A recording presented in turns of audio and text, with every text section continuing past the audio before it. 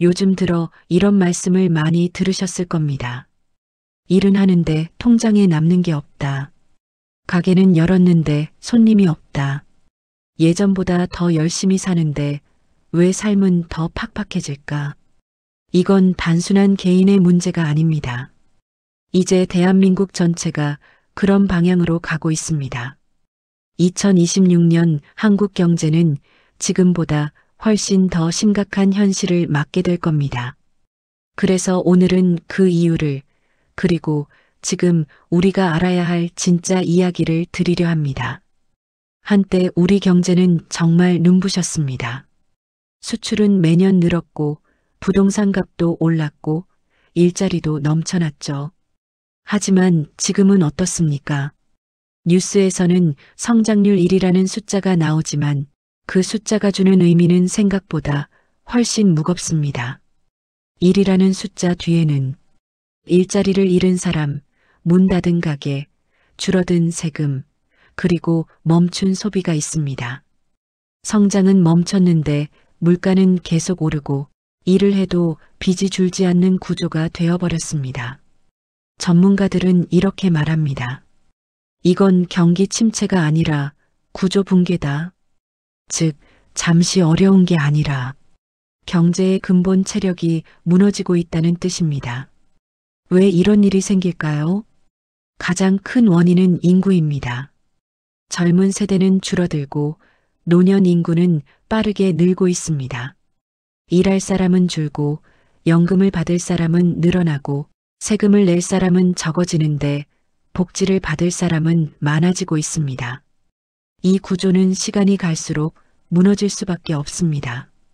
정부의 수입은 줄고 지출은 늘어나니까요.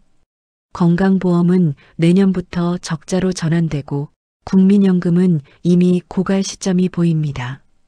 공무원 연금, 사학연금, 군인연금도 모두 적자 상태입니다. 세금으로는 그 구멍을 다 메울 수가 없습니다. 이게 바로 2026년 한국 경제의 가장 큰 폭탄입니다. 이제 문제는 국가의 돈만이 아닙니다. 가정의 돈도 똑같이 마르고 있습니다. 자영업자들이 가장 먼저 그 충격을 받고 있죠. 퇴직 후 창업을 한 50대, 60대 사장님들 이야기 들어보면 장사는 되는데 돈이 안 남는다. 손님이 늘었는데 이상하게 이익은 줄었다. 이런 말을 자주 하십니다. 왜 그럴까요?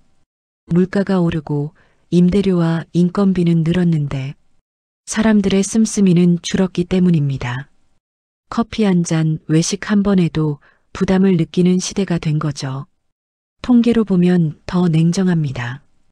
2024년 자영업자 폐업이 이미 100만을 넘었고 2025년에는 110만이 될 거라 합니다. 그만큼 장사를 버티기 힘든 시대가 되어버렸습니다. 그럼 왜 이렇게 많은 분들이 여전히 창업에 뛰어들까요? 그건 선택이 아니라 생존이기 때문입니다. 퇴직금으로 가게를 차리는 분들 대부분이 다른 일자리가 없어서 창업을 하십니다. 원해서가 아니라 해야 하니까 하는 겁니다. 하지만 문제는 너무 많은 분이 같은 선택을 하고 있다는 거죠. 커피숍, 식당, 편의점, 이미 포화 상태입니다. 같은 골목에 가게가 5개 있는데 6번째가 생기면 매출은 나눠질 뿐 전체 파이는 커지지 않습니다. 결국 다 같이 힘들어지는 구조가 되어버린 겁니다. 이런 상황을 보고 전문가들은 말합니다. 한국은 이미 저성장 고착화의 대표 사례다. 세계 경제가 전체적으로 느려지고 있지만 한국은 그 중에서도 가장 빠르게 추락하고 있습니다. 과거엔 성장률이 10을 넘기도 했지만 지금은 1이 되면 다행이라는 말을 합니다. 이건 단순한 숫자의 문제가 아닙니다. 성장이라는 단어가 더 이상 익숙하지 않은 사회가 된 겁니다. 이제는 하락 속에서도 버티는 방법이 새로운 경제 전략이 된 시대입니다. 여러분도 체감하고 계실 겁니다. 마트에 가면 장바구니가 반토막이 나고 식당에 가면 예전보다 인원이 줄고 심지어 건강검진이나 병원비 같은 필수 지출도 줄었다는 통계가 나옵니다. 소비가 줄면 매출이 줄고, 매출이 줄면 세금이 줄고, 세금이 줄면 나라 살림이 흔들립니다. 이게 지금 우리가 살아가는 현실의 경제 구조입니다. 문제는 여기서 끝이 아닙니다. 이런 흐름이 계속되면 결국 중산층의 붕괴로 이어집니다. 이미 그 조짐은 시작됐습니다. 퇴직 후 가게를 차린 세대가 줄도산을 맞고 연금은 줄고 자녀의 교육비와 생활비는 늘어납니다. 소득은 줄고 빚은 늘고 결국 노후가 흔들립니다. 그야말로 서서히 침몰하는 배 위에 서 있는 것과 같은 상황입니다. 그렇다면 정부는 뭘 하고 있을까요? 확장 재정, 즉 돈을 더 풀겠다고 합니다. 하지만 문제는 쓸 돈이 없습니다. 나라 곳간이 이미 비어있기 때문입니다. 결국 빚을 내서 돈을 쓰는 구조가 될 수밖에 없습니다. 이건 잠깐의 숨고르기일 뿐 장기적으로는 더 큰 부채로 돌아옵니다. 정부가 내는 성장률 목표가 이를 넘지 못한다는 건 이미 회복이 아니라 유지에 가까운 의미입니다. 이 정도면 다행이다. 이 말이 나오면 그건 이미 위기의 신호입니다. 한 가지 더 무서운 건 이 위기가 너무 조용히 오고 있다는 점입니다. 뉴스는 많지만 사람들의 감정은 되어 있습니다. 다 어렵다는 말이 일상이 되니까 진짜 위험이 와도 심각하게 느끼지 않습니다. 하지만 진짜 위기는 바로 그때 시작됩니다. 경제의 위기는 숫자가 아니라 심리에서 옵니다. 사람들이 두려워하지 않을 때 그게 가장 위험한 순간입니다. 이제 한국 경제는 새로운 문턱에 서 있습니다. 성장을 논하던 시대는 지나가고 유지를 고민하는 시대가 온 겁니다. 하지만 여전히 희망은 있습니다. 지금이라도 제대로 현실을 보고 준비를 시작한다면 늦지 않습니다. 이 위기는 단지 경제의 문제가 아니라 우리 모두의 삶의 문제입니다. 돈보다 중요한 건 방향입니다. 지금 내가 어디로 가고 있는지를 아는 사람만이 이 위기를 기회로 바꿀 수 있습니다. 2026년은 단순히 어려운 해가 아닙니다. 우리 사회의 구조가 완전히 달라지는 해입니다. 성장보다 생존이, 경쟁보다 협력이, 소유보다 경험이 더 중요한 시대가 되는 겁니다. 지금 대비하지 않으면 늦습니다. 하지만 지금부터 준비한다면 이 위기는 다시 한번 도약의 발판이 될 수 있습니다. 여러분은 어떻게 느끼고 계십니까? 요즘 경제 상황이 피부로 와닿고 있으신가요? 가게를 운영하시거나 은퇴를 앞두신 분들이라면 더 실감하실 겁니다. 이제 우리에게 필요한 건 두려움이 아니라 대응입니다. 앞으로 어떤 변화가 오고 그 안에서 어떤 전략이 필요한지는 다음 시간에 이어서 자세히 말씀드리겠습니다. 앞선 이야기에서 우리는 지금 한국 경제가 얼마나 위태로운지 함께 살펴보았습니다. 이제는 그 위기 속에서 우리가 무엇을 해야 할지, 어떻게 이 불안한 시대를 헤쳐나가야 할지를 구체적으로 말씀드리겠습니다. 지금의 경제는 단순히 불황이 아닙니다. 기존의 공식이 통하지 않는 시대가 되어버렸습니다. 한때는 부동산만 사도, 주식만 사도 오르던 시절이 있었습니다. 하지만 지금은 오히려 움직이지 않는 용기보다 준비된 한 걸음이 더 큰 차이를 만들어냅니다. 이제는 전략이 필요합니다. 그저 버티는 것이 아니라 살아남는 방법을 찾아야 합니다. 첫째, 현금 흐름을 만드는 것이 가장 중요합니다. 요즘 같은 불확실한 시대에는 자산이 많아도 그 자산이 돈을 만들어내지 못하면 무의미합니다. 따라서 지금부터는 가지고 있는 것보다 흐르게 하는 것을 중심으로 생각하셔야 합니다.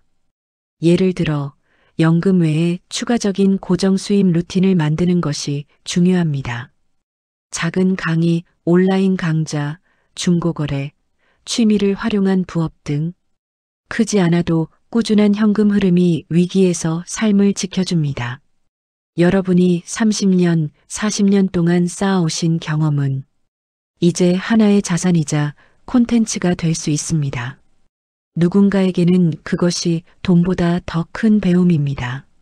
세상은 이제 지식의 공유로 움직입니다. 당신의 이야기가 누군가에게 길이 될 수 있습니다. 둘째, 자산 구조를 단순하게 정리해야 합니다. 복잡한 자산 구조는 위기 때 가장 큰 위험이 됩니다. 지금은 얼마를 벌었느냐보다 얼마나 지출을 통제하느냐가 더 중요합니다. 부동산이 많아도 세금과 유지비가 늘어나면 결국 현금이 부족해질 수밖에 없습니다. 집이 두 채라면 한 채를 정리하고 대출이 있다면 이자율을 반드시 점검하셔야 합니다. 은행은 금리를 내릴 때보다 올릴 때 더 빠르게 움직입니다. 그 속도를 따라잡지 못하면 순식간에 부담이 2배가 됩니다. 지금은 줄이는 용기가 필요합니다.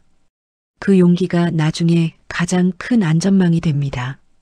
셋째, 소비의 기준을 바꾸셔야 합니다. 많은 분들이 더 이상 아낄 게 없다고 말씀하시지만 지출의 방향을 바꾸는 것만으로도 인생이 달라집니다.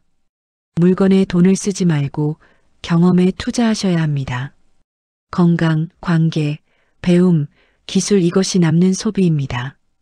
특히 50대 이후에는 배움이 단순한 취미가 아니라 생존 기술이 됩니다. AI 시대의 기술을 모르는 건 글을 모르는 것보다 더 큰 불편이 됩니다.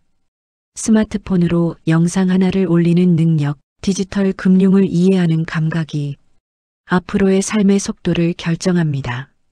기술을 두려워하지 마십시오. 처음은 어렵지만 배우면 즐겁습니다. 지금의 디지털 세상은 젊은이들의 전유물이 아니라 배우는 사람들의 무대입니다. 넷째, 건강을 관리하는 것이 곧 재테크입니다. 많은 분들이 경제 위기를 말할 때 돈 이야기만 하지만 가장 큰 자산은 여전히 몸입니다. 아프면 돈이 나가고 건강하면 돈이 들어옵니다. 지금처럼 불확실한 시대일수록 가장 강력한 대비는 스스로의 체력을 관리하는 것입니다. 매일 조금씩 걷고 균형 잡힌 식사와 충분한 휴식을 취하십시오. 건강은 나중에 돌려받는 게 아니라 매일 쌓아가는 자산입니다. 다섯째, 혼자가 아닌 함께의 시대를 준비하셔야 합니다. 지금의 위기는 개인의 힘만으로는 버티기 어렵습니다. 같은 세대, 같은 고민을 가진 사람들과 연결되는 것이 중요합니다. 요즘은 시니어 협동조합, 지역 커뮤니티, 작은 모임이 서로의 일자리와 삶을 지탱해주는 새로운 경제 구조로 자리 잡고 있습니다. 혼자 창업을 하면 무너지지만 함께 모이면 버틸 수 있습니다. 작은 카페를 함께 운영하거나 취미를 나누며 강좌를 열고 여행 모임이나 봉사활동으로 사회와 연결되는 일들을 해보십시오. 돈보다 중요한 건 네트워크입니다. 사람과 사람이 연결되어 있을 때 경제는 다시 숨을 쉽니다. 여섯째, 두려움을 이기는 마음의 준비가 필요합니다. 경제의 위기는 결국 마음의 싸움입니다. 불안에 사로잡히면 모든 판단이 흐려집니다. 반대로 준비된 사람은 어떤 위기 속에서도 침착하게 기회를 찾아냅니다. 지금이 바로 그 준비의 시간입니다. 작게라도 한 걸음 움직이시면 됩니다. 당신이 직접 세운 작은 루틴, 그 꾸준함이 2026년을 버티게 해줄 것입니다. 여러분, 지금 이 시기를 단순한 위기로만 보지 마십시오. 이건 새로운 세상을 준비할 시간의 경고입니다. 불안한 만큼 배울 게 많고 막막한 만큼 길이 열립니다. 경제가 무너져도 삶은 계속됩니다. 그 삶을 지키는 가장 큰 힘은 바로 지금의 준비입니다. 지금 이 순간에도 세상은 변하고 있습니다. 준비한 사람과 준비하지 않은 사람, 그 차이는 1년 후 완전히 다른 인생이 됩니다. 여러분은 어떤 선택을 하시겠습니까? 지금 멈출 것인가? 아니면 한 걸음 더 나아갈 것인가? 여러분의 생각을 댓글로 나눠주세요. 여러분의 이야기가 다른 분들에게 용기와 방향이 될 수 있습니다. 이 영상이 도움이 되셨다면 좋아요와 구독으로 함께 해주십시오. 당신의 한 걸음이 누군가의 희망이 됩니다.